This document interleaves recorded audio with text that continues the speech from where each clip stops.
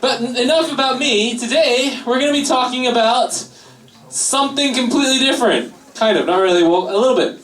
We're going to be talking about relationships. And so I'm going to let you know that we're probably going to cut into a bit of cross-group time, just letting you cross-group leaders know because we've gone a bit later than I thought we would. And so, but that's okay, I planned for this. I even sent it in the email, we'd likely cut into cross-group time. So we're going to be talking about relationships, and we're going to move really fast because there's a lot of stuff to cover, and a lot of stuff that you guys need to know, and I'm also going to leave you guys a chance for questions and answers. So that paper in front of you, if you have any questions throughout today, if you have to, that you'd like to write them down on that piece of paper, and we'll collect them later. Okay, cool. So, how many of you guys were here for the game that we played earlier? See, sometimes relationships might feel a bit like that game, especially as you get older. It's a mad dash to find someone quickly, otherwise you'll be embarrassed. And you want to find someone high up on the, attraction or on the awesomeness scale, but you don't know how other people see you, and you don't know that if you're holding out for someone who might be higher than you, maybe you might, if you're holding out for someone higher, you might just not find anyone at all. Has anyone ever felt like that?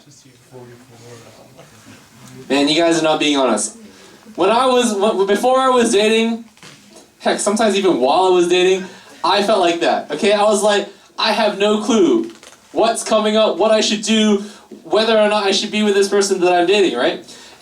The Bible, however, doesn't talk about dating and relationships much. Does anyone know why? Yeah, because dating didn't exist back then. They used a different form of getting into marriage. In fact, God's plan for romantic relationships is marriage. One man, one woman, brought together for as long as you both shall live. We saw that last week when we talked about Genesis and how God walks Eve down the aisle and creates Eve specifically for Adam. God's plan for romantic relationships is marriage, and marriage looks like loving one other person more than yourself. Love isn't that mushy emotional feeling. It's a choice. It's a commitment. When people say, how many of you guys have seen marriages or heard of marriages where people, they fall out of love? How many of you guys have heard this expression, fall out of love? This falling out of love is saying, when people say we just don't love each other, what they're really saying is we can't be bothered to choose to love one another. And that's not what God's plan for marriage is. And so what we want to talk today about is what is God's ultimate plan. Last week we talked about men and women, how that works in the kingdom of God. This week we're going to talk about what is God's plan for bringing men and women together. And I already told you the answer. It's already spoiled. It's marriage, right? Now, we're not really going to talk too much about marriage because you guys aren't really at that point. What? Yeah. However, I do want to say 3 points about marriage before we move on. Shh. Marriage is not going to be your source of happiness. Alright, let me just tell you, this is the first time I've ever given this talk as a married man, okay? And I'm telling you not because Mel is not amazingly awesome, but I knew this before I got married, and many people have told me this as well. Marriage is not going to fix you feeling empty in life. If you feel empty, if you feel like you need something or someone, if you feel incomplete, getting into a relationship or getting married is not going to change that, because the person that you're married to is equally as feeling as empty as you, is equally flawed as you. And so if you think about it just straight up mathematically, if you're feeling empty 25% of the time and she's feeling empty 25% of the time, that means approximately 36 to 50% of the time one of you will feel empty, which means your relationship will always feel empty. Does that make sense? Mathematically, it's just not going to help. However, there's an answer for that. That's Jesus, but we're not talking about that today. We're not talking. Why did I come to Christmas? We're not talking specifically about Jesus yet. Now, that's not to say, however, that marriage does not bring happiness. Okay, Mel and I really like being married. Even there was one day a couple weeks ago when we were walking back from our friend's place and we were just walking down the street. We've walked down streets before, and we're like, wow, we really enjoy this. Like just being able to walk together and be married. Yes, marriage is awesome, highly recommended. I think that you guys should all eventually get married. However, I want you to be aware that it's not going to be the source of your happiness. Second thing to know about marriage is that happily ever after requires work and effort. Okay? Happily ever after doesn't just happen. How many of you guys have heard the term happily ever after? Okay? It doesn't just happen. Even after 10, 15 years of being married, it requires work and effort. Effort. Yes. Okay? And understanding this is the third point, understanding this reality, that this person is not going to make you complete, that's how you guard your heart. Okay? When the Bible says to guard your heart, how many of you guys have heard of guard your heart? This phrase? Yeah, you've all heard, a lot of you have heard it, either in church or in Christian schools. Guarding your heart is knowing simply that this person isn't going to make your life complete. Because there's only one person that can make your life complete, and that is Jesus. Okay. Now, that said, when we're talking about relationships in youth group, you guys aren't really thinking about marriage. You guys are usually thinking about dating.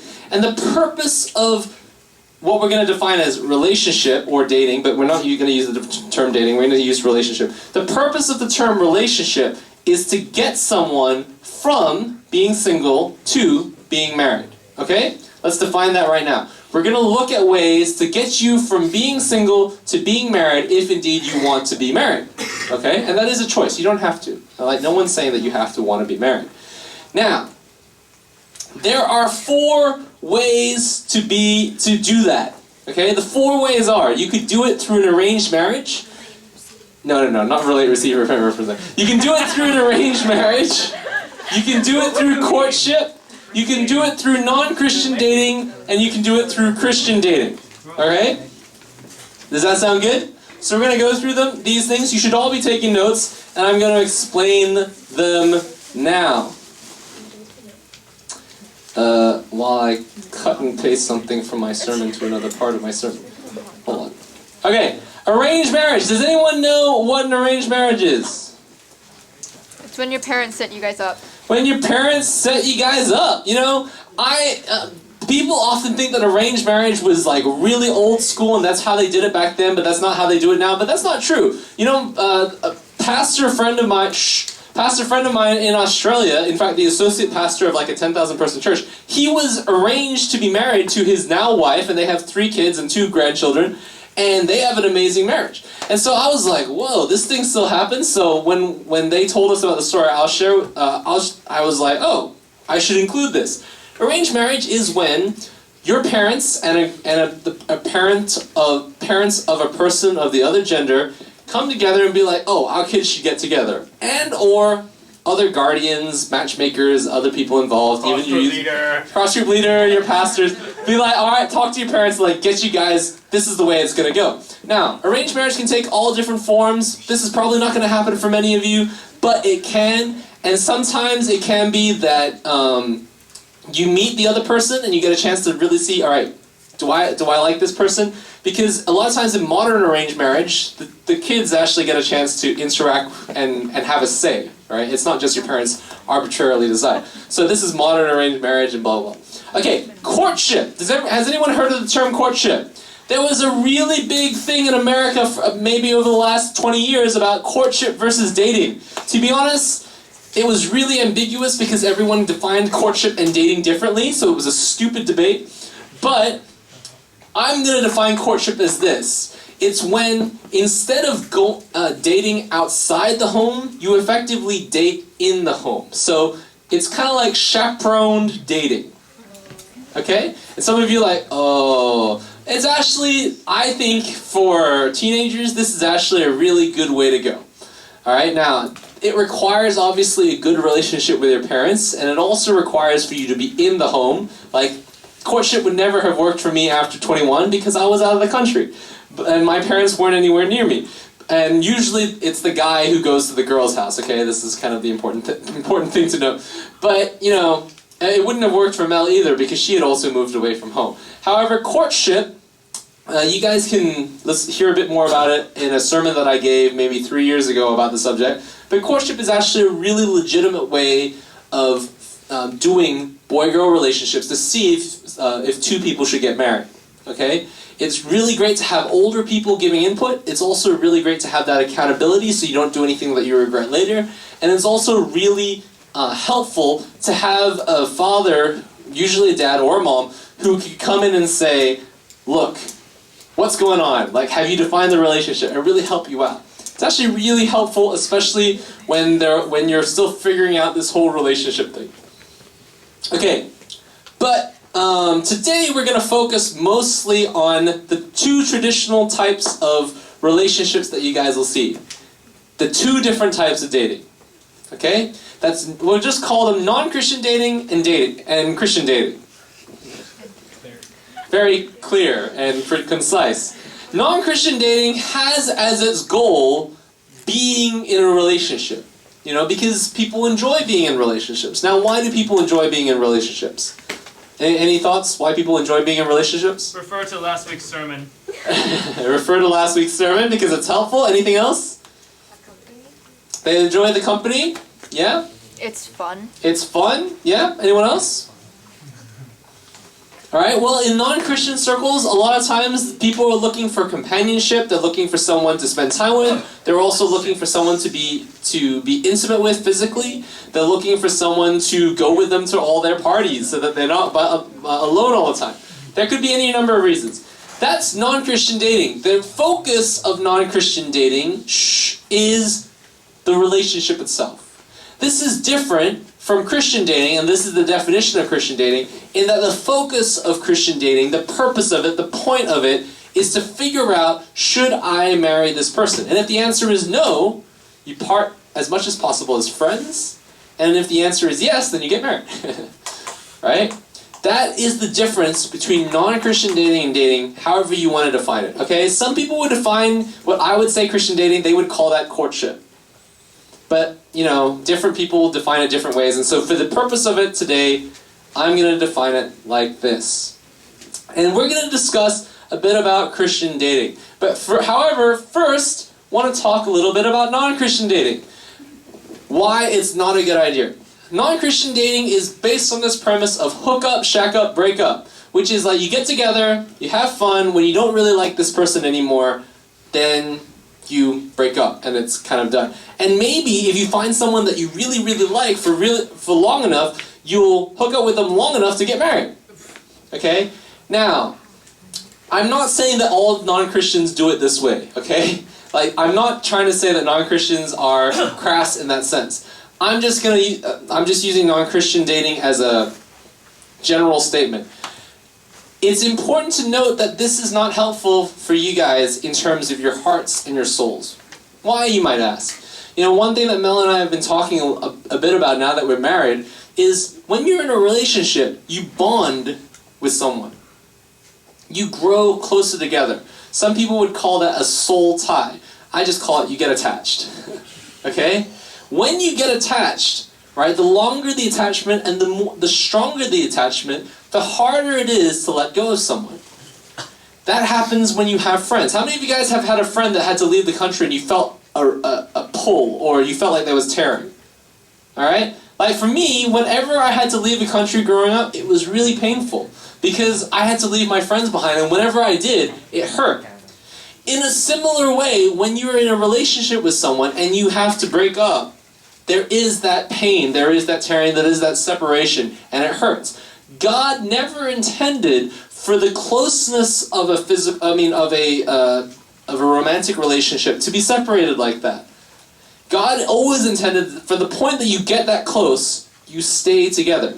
That's why when you talk about when a lot of people think of what a lot of people think of in terms of romantic relationships, in terms of dating, God would really prefer to save that for marriage. Because in marriage, you stay together and you don't break up. That's of course assuming that you don't, that you also do marriage with the aim of not divorcing, okay? And that itself is a really tough thing these days because there are a lot of people who get divorced. But the aim of, God's call for us in being in a relationship is that when we come together, if we come together in such intimacy, which is extreme closeness, that we only would do it with the person that we would stay together with. That's why a lot of the things that people do in their dating, in their non-Christian dating, whether it be sleeping together, whether it be becoming very emotionally dependent, whether it be sharing one another's finances, whether it be other stuff along those lines, like living together, when they get together and they commit to that level of intimacy and closeness, when they do eventually separate, if they separate, then that leads to great emotional damage. And that's not what God would want. Alright? And so I'm here to tell you that when you start dating, or if you start dating, or if you get into relationships, don't pursue relationships simply for that. Don't get that close.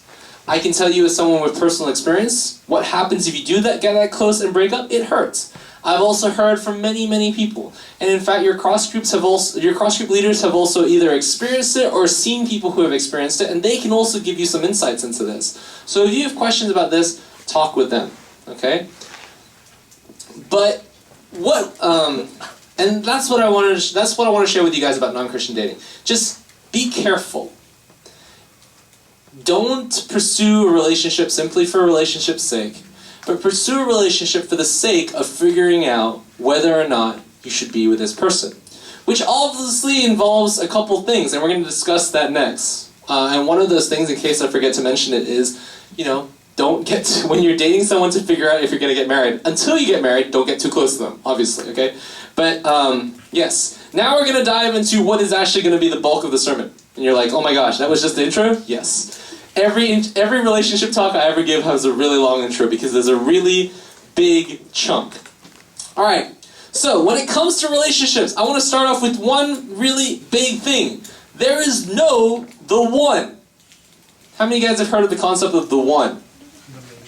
Yeah, the one. The Bible does not talk about the one, okay? But there are so many Christians who think that the one exists. The concept of the one is a Christianization of a Hollywood fantasy that stems from people watching Disney, too much Disney, and people being afraid of messing up their relationships. Effectively, they're saying if they get into a relationship with someone and it goes bad, they want to be able to blame them not being the one, as opposed to owning up to the fact that they probably messed up their relationship. No. When you get together with someone, when you marry someone, only when you marry them, okay? When you're figuring it out, you're figuring it out. But when you marry someone, you work together with that person to make it work. Okay? That's what the Bible calls for. When you marry someone, they become the one for you. And you work it out. However, yes, there are some things to be aware of to improve your chances of having a healthier and happier marriage. Okay? Like, for example, if you're going to work together to get to a certain point, you want to start as high as possible. Yes, I understand that. There are some people that you're going to be more compatible with. For example, you're probably going to have a happier and healthier marriage if you're a Christian and you marry another Christian. Okay? If you marry a non-Christian and you're a Christian, there's going to be immediate strife. Why is there going to be immediate strife? You figure it out later on in the sermon. But there are types of people that you'll probably have a happier and healthier marriage with and accomplish more together. You might even represent better with certain people. So, part of a relationship is figuring out who should you marry. So knowing that, I want you to think about this reality. How long do you spend preparing for the jobs that you're going to do? How long on average? 20 years. My whole life. 20 years, right. You spend 12 years in school, 4 years in undergrad, and potentially two more years doing a master's program preparing for the first job that you're going to do. People train for hours a week when they learn a new instrument, or when they're doing a new sport or practicing a new language. Yet for the second most important decision and commitment of your life, i.e. marriage, it's amazing how little training or practice you actually get growing up. How many of you guys have ever practiced to be in a relationship? And it's like, nope, no practice. Yeah, I didn't get much either, okay? And what I want is for us to actually start thinking about this stuff now, so that we can get get some tips on how to prep, and also learn on how we should do relationships and eventually marriage in a right way, so that it's helpful. Wanting to be married is a good thing, Okay? Wanting to be unmarried is also a good thing. It's up to you. But if you do want to be married, don't feel guilty about it. Because being alone, and if you want to be unmarried, that's totally your call, right? But don't be alone even if you're unmarried, okay? Because being alone was the only thing that God said was bad in the Garden of Eden. So, preparing for it is good. Don't feel guilty or weak if you want to prepare. So, going back with what I said about how there are some things that could be helpful in a potential spouse, I'm going to give you guys a list of qualities to look for in a potential person that you're going to date so that you will maximize your chances of having a happier and healthier relationship and marriage, okay? And I'll explain each one. So this is where the explanation comes in. So, helpful things to look for in a potential spouse or someone that you want to build. So obviously, if you want to date someone to see if they can be your spouse, you have to kind of see initially these things in the first place. Does that make sense? Right? So if there's no hope of ever having them, then there's no point in dating them, okay? Now, we'll start with generic things for guys and girls, then we'll do guys, and then we'll do girls. Okay, the first thing is, obviously, if you're a Christian, you want someone who loves Jesus. And you want someone who loves Jesus more than they'll love you. Why? There's two reasons. The first reason is obviously if Jesus and your faith is the foundation of your whole life and is the most important thing to you, it's kind of bad to be in a relationship or married to someone who doesn't share the most important thing in your life. Okay? It's just not a recipe for a good marriage. So that's why it's important to marry someone who shares not just the same I'm a Christian, you're a Christian, but really the same type of Christianity, the same faith as you. You want to agree on it as much as possible because that helps your marriage. But the second reason, and the reason why you want them to love Jesus more than they love you, is because you're not the one that's called to make them happy. You're not the one that's called to make them complete. God is meant to make them complete, which takes a lot of pressure off you. Let me tell you, as awesome as everyone has said, even though everyone said tons of awesome things about me, and I might actually be as awesome as they say, I am not going to be the most satisfaction that Mel is ever going to need. I'm not going to make Mel completely happy and fulfill her completely in every way that she needs. She needs God. And the same goes for her for me, okay? Mel is not going to be my all in all. Jesus is going to be my all in all. Now, Mel is going to be a big part of my life, and I really love having her there. But she's not Jesus. She's not God. There is a hole in our heart that a lot of people like to fill with the next closest thing to God, which is human relationship, because, moving up the creation ladder, right? Men and women were the last two things created. We are the next two things closest to God. Okay? We're made in the image of God. So a lot of times people, when they have that hole in their heart, that is a God-shaped hole, they'll fill it with the next closest thing, which is a relationship. Okay? But that's still not good enough. Okay, that's why it's important to look for someone who loves Jesus. You also want to find someone who knows and understands the Bible, so that you have as much in common in your life as possible. And also so that they don't just have a random understanding of Christianity. Oh, I'm a Christian, I believe whatever the heck I want. That doesn't work, okay? You want to have something to ground your faith in. You want to have similar understandings of how to deal with conflict, because conflict happens in relationship. Whether it happens through lots of yelling and screaming, or it happens through lots of icing out the other person and pretending and just not talking to them, conflict will happen, and you need to figure out how to deal with that. That's just the nature of relationship. How many of you fight with your parents? The same way that you fight with your parents will probably be very similar to the same way that you'll fight with your spouse. Mel has witnessed this. And I have witnessed this too. Alright.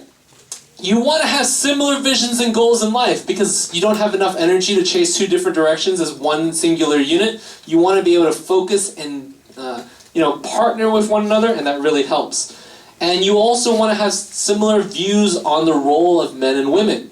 If one person is a really conservative, the guy should work, the girl should stay at home, and the other person has a really liberal, everyone should be able to do everything, and I can do whatever I want, you can do whatever you want, we don't have to have any kind of synergy at all. That's very important to figure out while you're dating or prior to dating someone. Now you don't... Okay, yeah, I'll continue on before I'll say it now.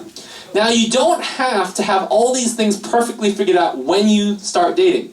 Okay? These are the things that you're supposed to be figuring out while you're dating. Does that make sense? Because obviously, how are you going to know about this stuff unless you talk about it? And why are you going to have this conversation with just any random guy or girl that you like, right? You're meant to have these... What do you think about the roles of men and women? Yeah, it doesn't quite work like that. You don't always have this opportunity to just be like, so what do you think about how to deal with conflict in a relationship? You don't have that chance to talk to someone. However, if you know that someone wants to be a missionary in Africa and you want to stay at home in Hong Kong, that is a good sign that maybe you should pray about not dating that person. But you could if you want. It's up to you. Maybe God will change your heart. All right. In terms of generic stuff, you also want to date someone or you eventually want to marry someone that you're attracted to spiritually, emotionally, mentally, and physically. You guys might have heard me say this before. Physically, because you're going to look at this person for a long time. Mentally, because it'll be really boring if you don't. Emotionally, because you're going to feel very sad if they don't understand you emotionally and you're not attracted to them in that way. And spiritually, because I already talked about the Jesus thing. All right. Lastly from what I'm going to say, you're going to want to marry someone who you can communicate with well and communicate with deeply. However, it might take some time to figure that out. Mel and I come from different cultures. We're also different genders. We also come from different hemispheres. We also have different ways of different humor styles. We have different ways of what constitutes teasing versus what constitutes having fun.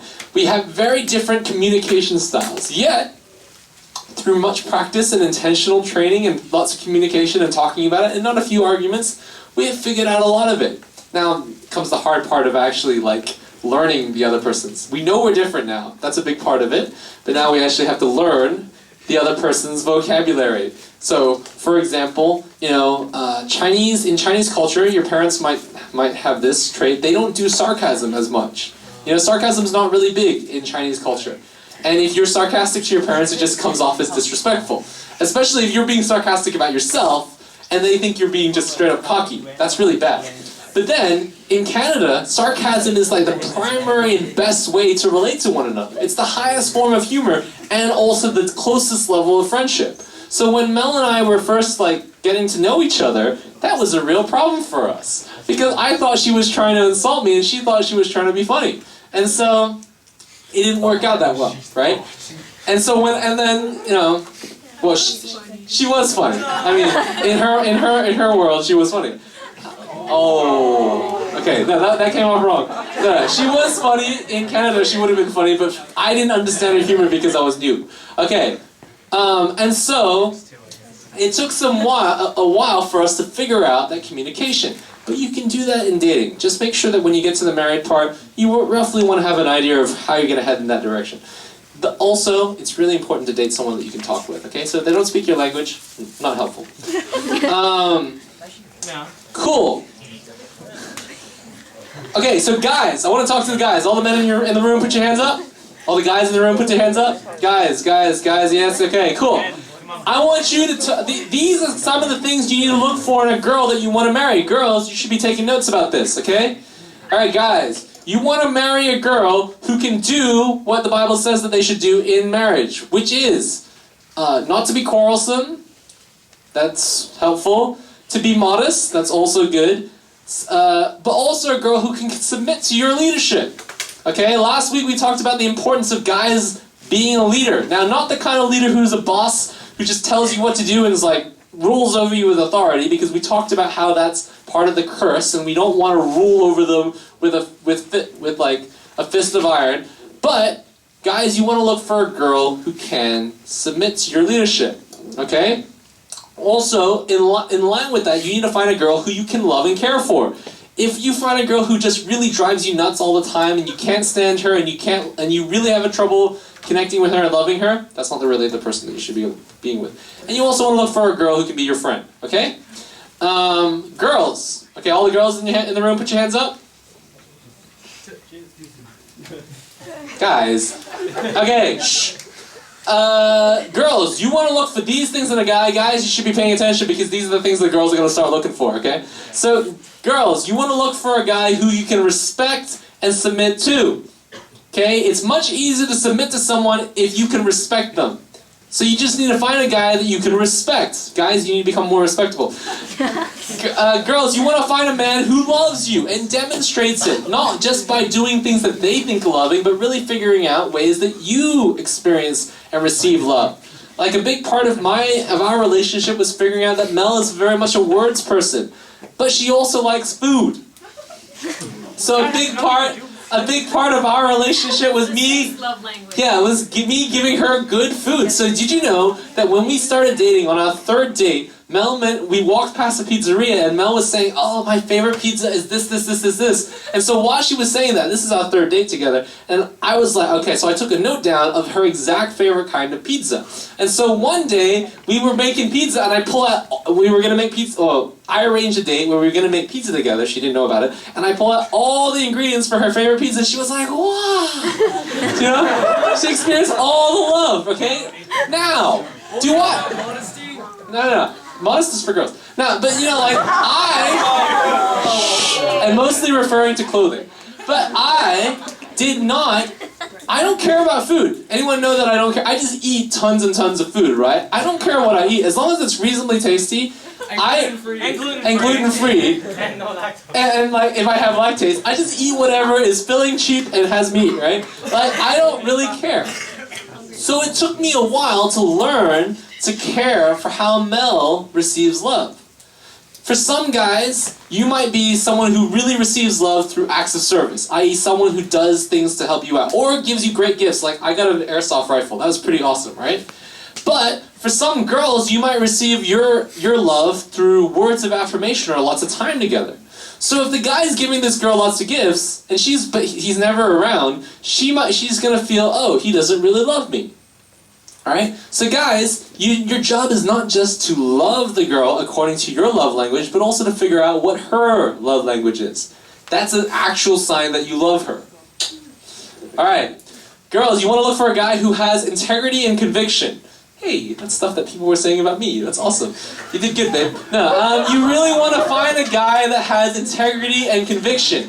And I'm not joking about this. One way that you can figure out if a guy has integrity and conviction, look at the leaders that they follow and see whether they have substantial integrity and conviction. And see how close they are. Right? Because people will be attracted or drawn to leaders who are a specific kind, very much like them. But they'll be younger versions of it, okay? One thing that my mom told me when I was starting to date, or when she acknowledged or admitted that I was starting to date, was, Josh, don't look for a girl who's as awesome as me. It runs in my family. Because it didn't quite go like that. Sorry, Mom. I actually went to her and said, Mom, I'm never going to find anyone who's as organized and as hardworking and as able to do everything as you are, because my mom can do anything. And she can organize whole countries if she wanted to. And she's like, well, when I was 25, I couldn't do all these things. I was like, really? You weren't born with it? No, my mom, yeah, I was like, yeah. And so I was like, wow, you learned all these things? And we're going to get to that in a second. All right, let's move on, because otherwise we're not going to have any time to questions. Girls, look for a guy who can protect you. Which thus means a guy who has strength, who has conviction, strength, passion, a guy who can work hard, and a guy who your youth pastor approves of. Very important. Now, for all of you who are hearing all these criteria, like, okay, so how do I actually go about getting or finding a spouse? Because I know all the things I'm supposed to look for. The problem is finding that person. All right, I'm going to give you the ultimate, most important tip on finding this person. The key thing, people are drawn to attractive people. So if you want to find your future spouse, you gotta become more attractive. And everyone's like, wow, Josh, that is so wrong, because how am I gonna become more attractive than I already am? I can't change my face. And I'm not talking about your face. It's called makeup. What? It's called makeup. Oh yeah, I mean, apart from makeup. But it's like, shh. It can only do so much for you. Okay, when you were playing that game earlier today, the people who were the most other, you guys are both models, and they both work as models now. And I was like, whoa, you guys are so lucky. That doesn't happen to everyone. All right, you might start off naturally at a high number. However, you can also increase your number. A lot of times, teens struggle with this concept. They're like, I am who I am. But you can increase your number, not just by flipping your paper upside down to go from 26 to 92. Okay? You can grow. Shh. Why do I say that? Well, the reason I say that is because the list of things I just mentioned, the things for both groups, for guys and for girls, you can become that person. Everything that I just said that guys should look for in a girl or that girls should look for in a guy, guys, you can become that person and thus be more attractive. See, Axiom's evangelism strategy is that we're awesome because Jesus is awesome. This goes double for being in a relationship. The fruits of the Spirit are very attractive. If someone was loving, joyful, had great peace and great patience, and was really kind, and was really gentle, and really faithful and reliable, would you not want to be around someone like that? Yes. The honest ones among you are nodding, and the other ones are just like, I want to pretend like I'm interested, but not too interested. Okay? Like, the fruits of the Spirit are very attractive. So as you grow in your faith, you will become hot property, okay? So that's just the start of it, okay? Yeah, Jesus gives you game and gains. There you go. We should trademark that. You really shouldn't put that on a t-shirt. I really should put that on a t-shirt. Jesus gives you game. I'm going to do. Okay. So, shh. Okay. No, Jesus gives you game. Anyway, now the second thing to do, in line with that, how to become more attractive, well, grow in your faith. That's pretty much it. But the second thing is also understand what the other gender finds attractive and work at doing that. This might come as a bit of a duh thing, but you'd be surprised how few teens actually research or even ask members of the other gender, what do girls actually like about guys? You know, the first time I ever asked a girl that was when I was 21. It was a bit late. Okay? You should be doing that. Now, not necessarily to other girls your age, because they might think you're flirting with them, unless you're actually flirting with them, in which case that's fine. But, you know, you might want to ask maybe a slightly older, like a leader. Ask Mel. If you're a girl, ask me. We're happy to answer these, and there's no, like, we'll be very mature about it. Okay, be that kind of person. Be the kind of person that someone would be proud to take home to their parents or take to a party. If you're thinking, oh, I'm a unique snowflake, someone should love me as I am, if you're thinking that, shh, that's just lazy and selfish, okay? Think about who you were 5 years ago. Would you want to date yourself 5 years ago? No. At least I would hope not. Okay? So, you know, now you've grown. They were 10. Sorry. Yes, they're young, Jenny. It's what happens when you're in youth ministry. Alright. Would you want to hang out with yourself back then? Maybe not. Thus, you need to grow in your faith, and you need to grow as a person. Okay? For guys, you need to learn to talk, to be funny, to listen, to not be awkward, to have a job, to talk about and understand emotions, to just listen without offering advice. Okay? Yeah, that was tough. To learn to pursue. Guys struggle, especially Christian guys, and Chinese Christian guys especially, struggle with the pursuing thing. If they like a girl, just like working up the courage to go ask her out. You know, just do it. That's what you're meant to say. Alright, and guys, the last thing I would say to you is work out. Why? Because, no, I'm not saying it because of the gains thing. It actually gives you confidence to do that thing that I just mentioned, which is the pursue thing. Alright, girls, you need to take some pride in how beautiful you truly are. Work at staying healthy and looking great, because guys like girls who look great. This is just reality, okay? But you also need to learn to appreciate different kinds of humor. You need to learn to carry a conversation. A lot of Christian Asian girls, I was picking on Christian Asian guys, a lot of Christian Asian girls, when they get into a conversation, they're just like, yeah? And they're playing with their phones. You know how many Chinese people I see playing with their phones when they're on dates and they don't actually talk? Too many! Don't do that. Have a conversation. And don't just wait.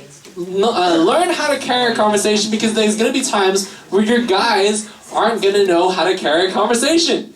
Now, you might luck out and end up with some amazing people like Matt or Hayden, and they'll know how to talk, right? But not every guy knows how to talk. So if that happens, you got to learn how to carry a conversation in a way that is fun, engaging, but not you babbling on and on and on, okay? That's more like it. Yeah, see? That one I can. Yeah, see, you gotta learn how to carry, not dominate, but carry a conversation. Okay, if you want to, actually, you guys don't know her, but her name, there was a friend of mine who was really, really good at this. Her name was Lillian. She actually spent like 4 years practicing how to do that exact thing.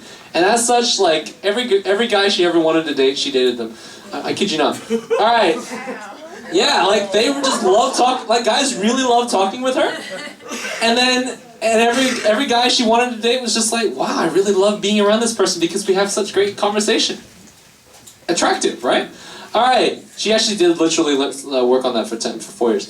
All right. Learn to carry a conversation. Learn how to be respectful and make a guy feel great. In addition to conversation, if you can make a guy feel great without, outrightly lying, because that's dishonest. If you can make a guy feel great and encouraged and respected, he's going to want to ask you out. Hey Josh, I think Sirocco was great. Thanks, man. Alright, so that's like 3 years old. I haven't played Sirocco in 3 years. Alright, make a guy feel great, especially in front of other people, but not in awkward situations like that, okay? Don't do that. Alright. Okay, in addition, another tip. So that was the be attractive tip, okay? Okay, second tip. Guys initiate, girls respond. Okay, according to the Bible, Adam was created first. He was the leader, the one taking responsibility. He is the one that bears the risk. Okay, so guys ask the girl out. And so, guys, you got to demonstrate your ability to lead, and it starts with risk of rejection. You take the first step. You're a man, be a man. Don't pussyfoot around by just being friends and hanging out lots. And then, or worse, asking one of the girl's friends to ask if she'd be willing to go on a date with you. Don't do that. If I find out that any of you do that, girls, if any of the guys in Axiom does that, you report to me. I have a new BB gun, okay? Okay. Guys, you got to initiate. You got to be a man. Okay, but girls, shh. Out of respect for guys, if a guy asks you on a date or even to be in a relationship, just give a clear, upfront answer. Yes or no. Okay, now you don't have to do it on the spot, but don't pretend that you're going to tell them later and then never tell them and just avoid them and make it really awkward, okay? If a guy asks you out, or even if you think he's asking you out, just be like, yes or no. Okay? Because I know a lot of... or you could even say, give me a couple hours to think about it and actually get back to them in a couple hours. Because I know a lot of girls that are like, oh, I'm just trying to be nice and I don't want to hurt his feelings. Do you know how torture it is to ask a girl out and have to wait? I will give you an example. When I asked Mel out, right, she took 3 weeks to give me an answer. And she didn't tell me that she would give me a time frame. Now, it takes a very, and this is going to sound very cocky, but it's just the truth. It takes a very strong man with very clear intentions to not only wait, but also not give up on the girl that he's waiting on. But, thankfully, it worked out. Now, I would encourage you not to do that, because for that 3 weeks, it really did feel like a knife was ripping through my heart, okay? So, don't do that to guys. The other thing is, a lot of girls will be like, oh, I don't want to be mean when they say no. And so they're kind of like, oh, sure. And then like 2 weeks later, they dump him. Don't do that. Because if the guy's like, oh, I'm in a minute. Oh, psych, you're out. That's going to really hurt a lot more than if you just said no in the beginning, okay? So just say no in the beginning if you're not interested. Okay. the key for this is simply this. Guys, if you like a girl, you think she's... Wait, hold on. Did I... Oh, okay, I'll get to that later. Okay. Okay, third thing. A date is not dating, and dating is not being engaged. Alright, if you want to hang out with a girl, shh. If you want to go for dinner, or you want to hang out, just say, hey, do you want to go for dinner? Hey, do you want to hang out? Hey, do you want to go on a date? Guys, that's how you do it, okay? It's very simple. It's like 5 words, right? If girls, if you don't want to, you just say, no, I don't. But if someone, shh, if you guys go on a date, it doesn't mean you're in a relationship. You're not suddenly an item just because you went on one date. Guys. Ethan. I'm looking at you. Alright. Your life aren't an item either. Alright. And if you're dating, it doesn't mean you're engaged to someone. You can break up if it really is necessary. Okay? A lot of Christians feel, oh, the moment I'm in a relationship, we're engaged, which means we should share everything about our lives and everything about our we should do together. You're not married yet. That's what you should be doing when you're married. Now, interestingly enough, Mel and I, because of the nature of our relationship, we did end up doing a lot of things together. Because we did ministry together, and we worked together, and we hung out together. However, I would tell you, there were great benefits from that, but also I would tell you that there are substantial challenges, so don't do that, okay? So don't think that when you're dating that you're automatically engaged, okay? And if your friends start going out for coffee, don't think, oh my gosh, they're in a relationship, and don't tease them about it, okay? That's not cool. Okay, just saying. Not mature. Alright, the aim of dating is clarity. Should you or should you not get married? It's not intimacy. But the danger is a lot of you will push for the closeness in a relationship. Why? Because it's fun to be close. It's nice to be loved. Right? Does that make sense? But the aim of a relationship is not intimacy, it's clarity. Which means many of you are not at the stage where you can really have clarity about getting married yet. Because you're not at that stage to get married. So thus, I would advise many of you not to date. However, if you do date, that's totally cool. Josh is not against dating. That's a rumor. It's not true.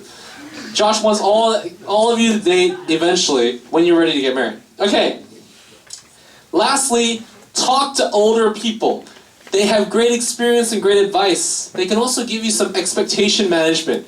If you come into like your first relationship thinking, oh my goodness, relationships should be like this, this, this, this, and my girlfriend should be like this, this, this, this, and my boyfriend should be like this, this, this, this, you might be disappointed. Because if you're basing your this, this, this, this off Hollywood and TV shows and books that you've read, people aren't like that, okay? Just saying. Okay. Ask your cross group leader, your youth pastor, and even your parents to help with advice and suggestions. This might be a bit of a revolutionary concept, but I tell you this is important. Alright, it should basically go down like this. Guys, if you're attracted to a girl, for good and explainable reasons that make sense to at least a couple friends, you should ask her on a date.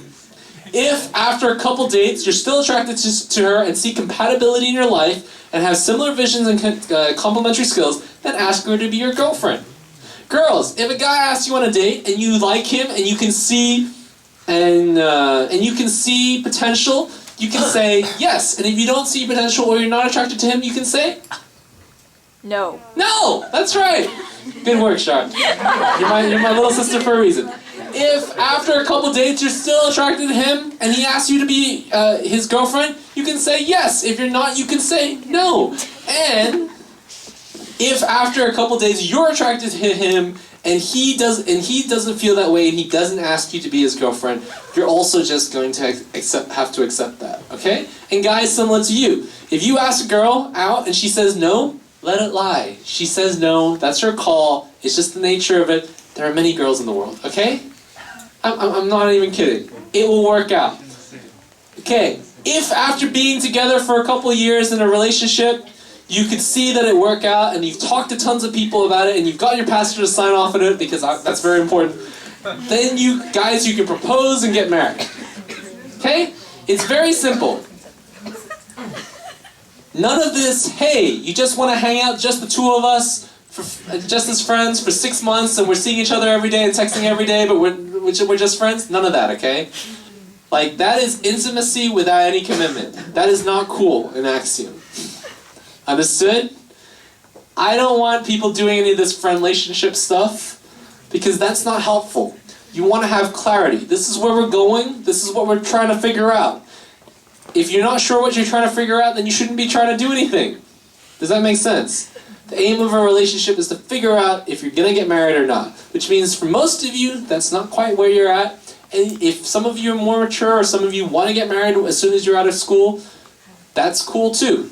You might want to run that by your parents. But, you know, if that's cool, if that's what you want, come talk to me about it. We're cool with that. Alright, for further information, you can review previous sermons about relationships, because there are lots of them on the YouTube channel. Okay,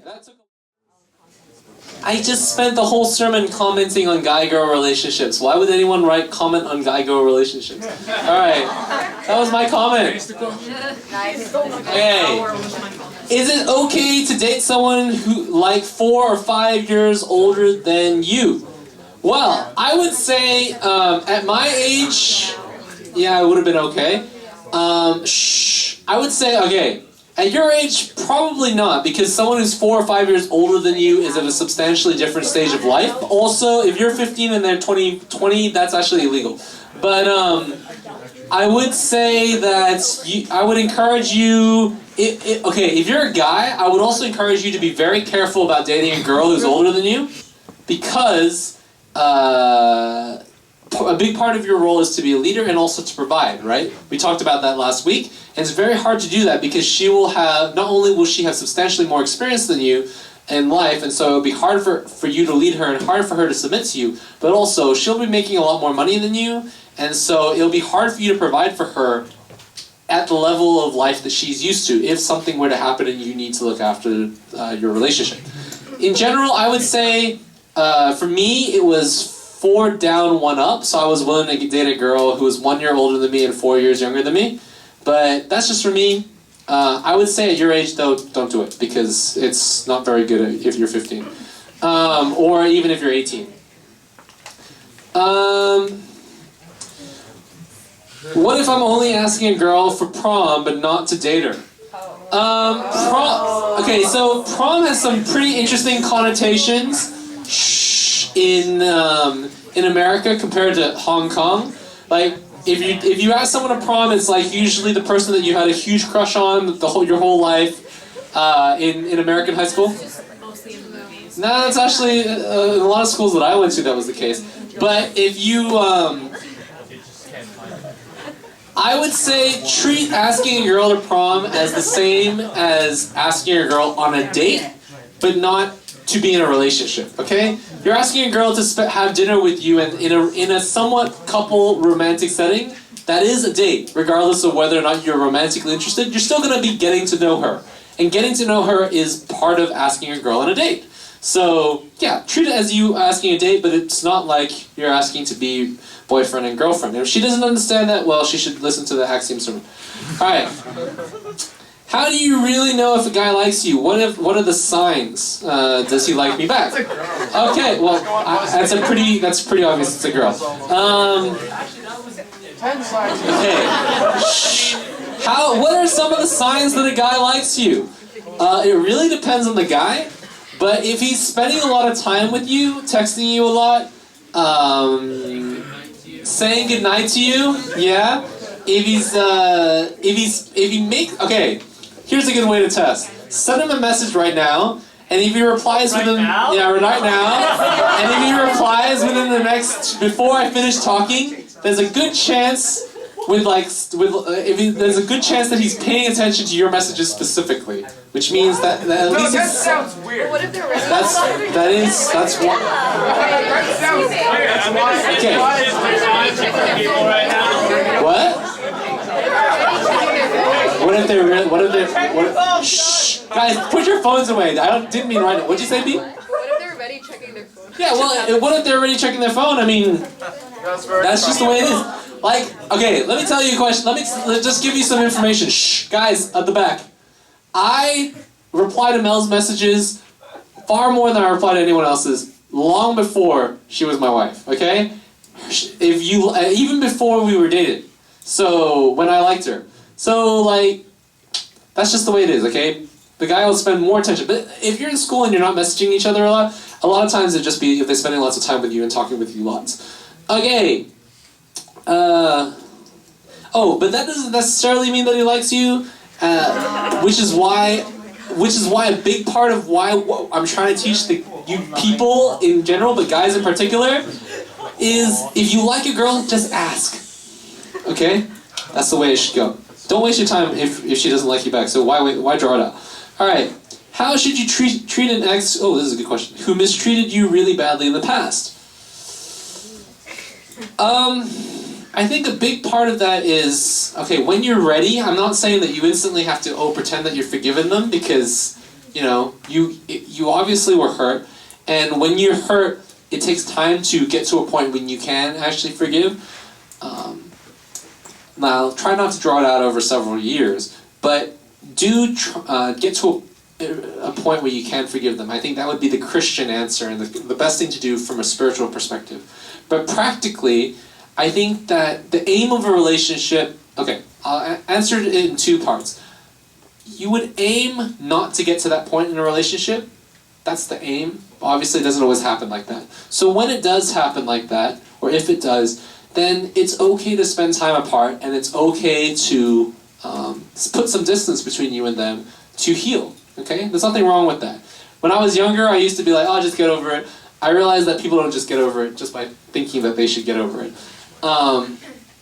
Give yourself some time, spend some time making some good friends with, like, of the same gender, and really investing in your friendships, and, you know, let them know that you feel like they've mistreated you, and that you're going to put some distance. That might be awkward initially, but then once you put the distance, it'll be okay, and they might get really angry, and if they've mistreated you, and that's what really happened, then that's really their choice, right? But one thing I would say, though, is you might feel that way simply because you broke up. Like, for example, when I broke up with my ex-girlfriend, she felt like I mistreated her, okay? And the reason she felt that way was because we broke up, okay? It wasn't that I had mistreated her. We were in a relationship for 3 months. I didn't see it going anywhere, and I said, look, I think you're a really great person, but I don't think we're gonna work out. And she felt really like led on and mistreated and blah blah blah blah blah. And she felt that way, and it was real to her. But whether or not she actually should have felt that way, I probably am not the best judge of that. So I would say at that point, if you feel that your ex has mistreated you, talk to a leader of the same gender and of the opposite gender, and get some second opinion to see whether or not maybe you're overreacting. Maybe they treated you a lot worse than you thought, because sometimes it goes that way as well. You know, sometimes people are like, oh, everyone's this bad. Like it's not anything unusual. And yes, you know, maybe they were abusive or something, and really get some outside older opinion. Talk to Mel. She's great at that. Okay, what should I do in a... this will really... Alright, what should I do if I'm in a boarding school? Well, I guess... I don't know who wrote that, but there aren't that many boarders, but maybe someone framed Matt. I don't know. What should you do in a boarding school? Be extra careful. Okay? Because if you're in a boarding school, you're kind of... I mean, Mel and I have been watching Harry Potter recently because Mel's never watched Harry Potter before. Representation, I'll give you that. Yeah, and so...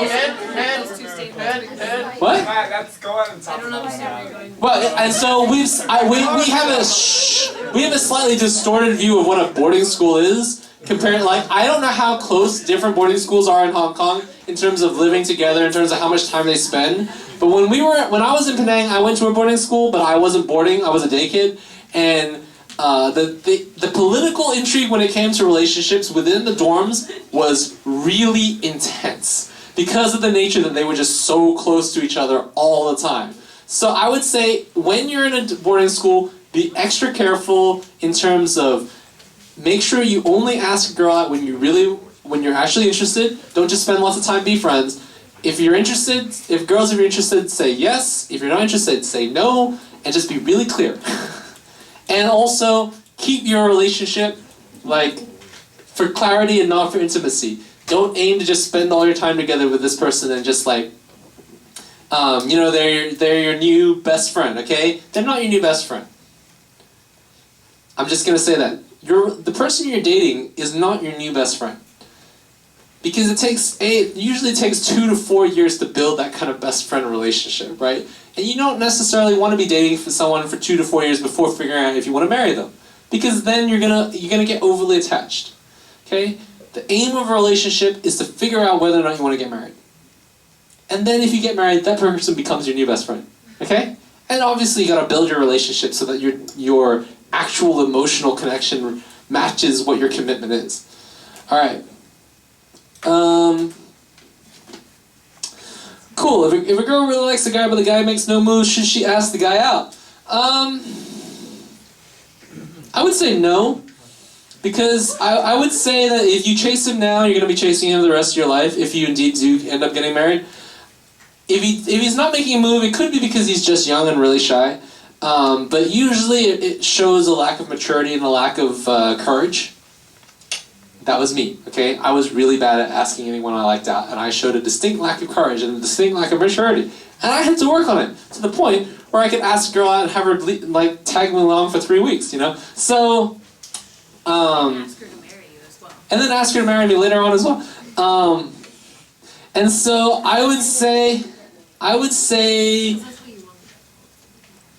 you can give him hints, but don't make it really obvious. I'll not say obvious. The Book of Ruth. Okay, in the Book of Ruth, when Ruth liked this guy and he wasn't making any moves,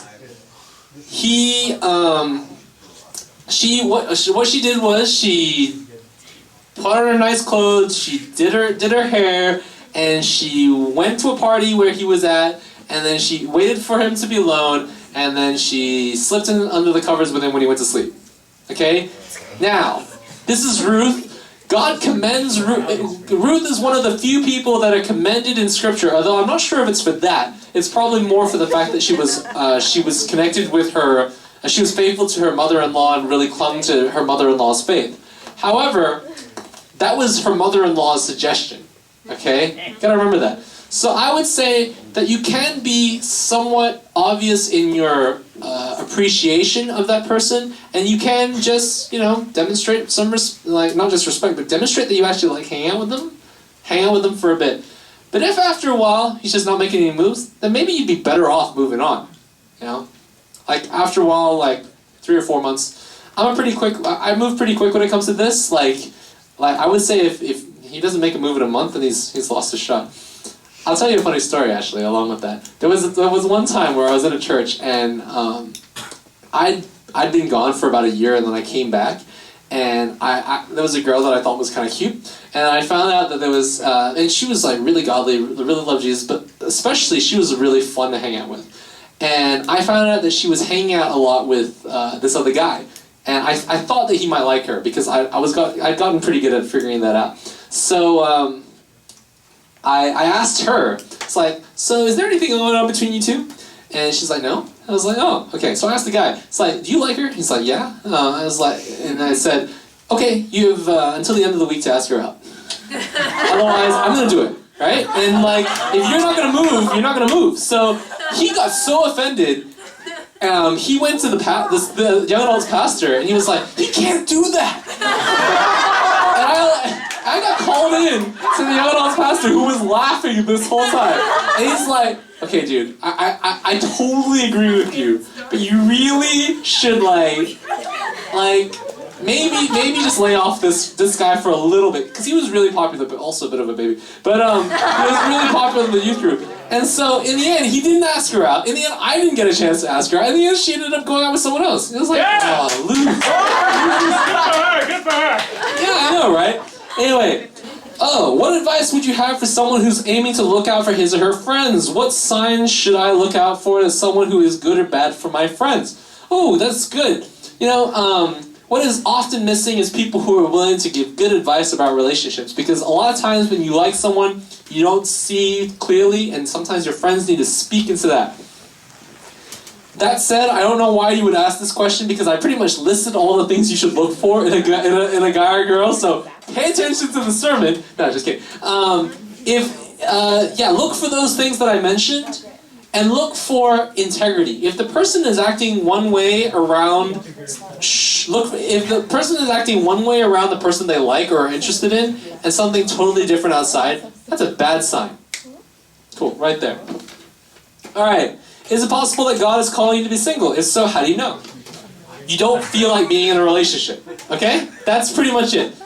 If you don't want to be in a relationship, or you don't feel that calling, you don't feel that urge, and you are totally cool with being chaste, that means not having a sexual relationship your whole life, and you don't feel that pull, then you might be called to be single. Yes?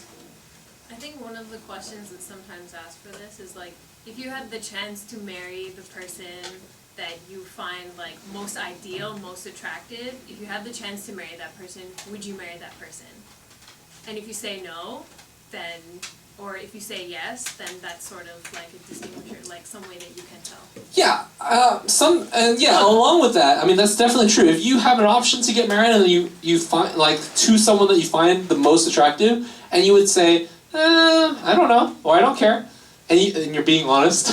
Take it or leave it. Yeah, take it or leave it, then you might have the gift of singleness. Also, it might also go along with your calling. Like, there are some guys who are called to do really dangerous things, like go into, ISIS go into ISIS controlled territory and preach the gospel. That's not a good time to get married because that's really stressful for your wife, okay? So, or if you're a girl who's called to, who wants to work in certain places which have really crazy cases of disease, or you're just going to be away from home all the time, that might be a time that you're called to singleness, and that might be a temporary thing, but really that whole, if you just don't want to be in a relationship, then maybe you are called to be single.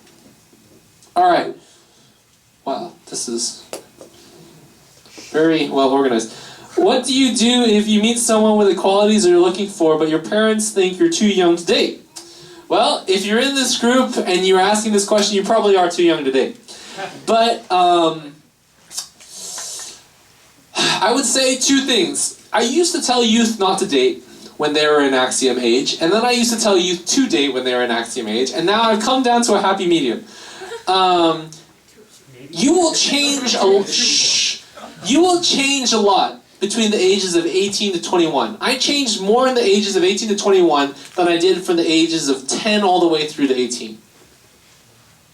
Do all the adults feel like that's I bet.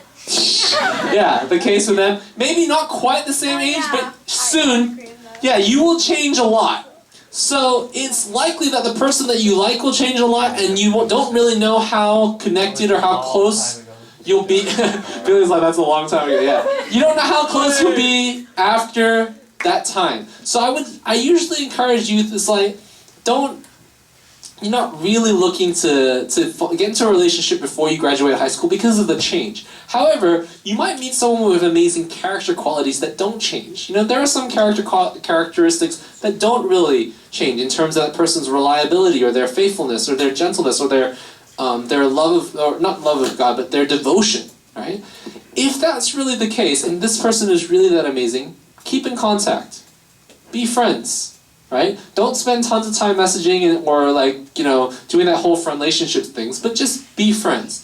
And maybe in a couple years, when you are coming back from university over summer and you're bored for 3 months at a time, then talk to each other, and maybe you might end up in a relationship. Be mature about it. That also works. That whole maturity thing. All right. How long should you date before you get married? Can you date for too long, not long enough? You can definitely date for both. I would say minimum dating 6 months would be good. But then again, it depends on how much time you spend together. I had friends who were long distance, and it took them a long time to really get to know each other because they were long distance. So it really depends on how often you see each other. Mel and I saw each other every day for a year. So we got to know each other fairly well in terms of our conversation, our working style, our likes and dislikes, our communication style. That's really helpful. So that's why I proposed and then we got married pretty quick, and it's not even been 2 years since we started dating. Or has it? No, it's been 2 years since we started dating. Yeah, it has. Yeah, it hasn't even been 2 years since 1 year since we got engaged. But I proposed before like 1 year, 3, 4, 5 months. Yeah. 1 year's 5 months into our relationship because we knew each other so well. The aim is clarity. There's no like fixed time, but I would definitely say at least 6 months and not longer than 3 years, because if you're spending time together like every week, not longer than 3 years, because then sexual temptation becomes a really big deal. Okay, how do you stay friends with an ex? Ooh, should you? In general, it really depends on the nature of your breakup and why you broke up. If it was a mutual breakup, it's a lot easier, and it's like, I just don't think it's gonna work. Yeah, I don't think it's gonna work either. Cool. Do you still want to be friends? Yeah. But when you do break up with someone, you need to make sure that, if you do stay friends with an ex, you need to make sure that you're not like clinging onto that person for some kind of emotional support, because then that's not really a breakup. And I would usually recommend at least a month of pretty much not seeing each other for a while, then meeting up and discussing whether or not you'd want to still be friends. If you had a very light relationship, like say you were only dating for 2 months and you only saw each other once a week and you had dinner and nothing else, then maybe this is not as much a big deal. But if you've been really close, or especially if you go to school together, especially if you saw each other like every day or talked every night, then really you need to have that distance in order for you to properly break up. Otherwise, you're just in a relationship, but you're not really committing, which is exactly what a friend-relationship thing is, and it's exactly a bad place to be. Because A, that means that the other person, if they find someone, can't really date them because they're still in this emotional connection thing. But also B, it's just intimacy without that clarity. So yeah, spend some time apart. Is it ever a good idea to be friends with an ex? This is the exact same question. I just answered it. So yes. Okay. So in the last 6 minutes that you have, I am sorry, cross-group leaders, that I took all your time. And you guys can have your discussions from now until 10. If you want to take a room, you're more than welcome to. In your last 6 minutes, I want you guys to talk about, you can ask your cross-group leaders any questions about this topic that you want to ask them specifically. Or just talk about what was said before. So, discuss. This presentation has been brought to you by Axiom, Youth Ministry at ECC Hong Kong. For more information, please visit our website at axiomyouth.hk.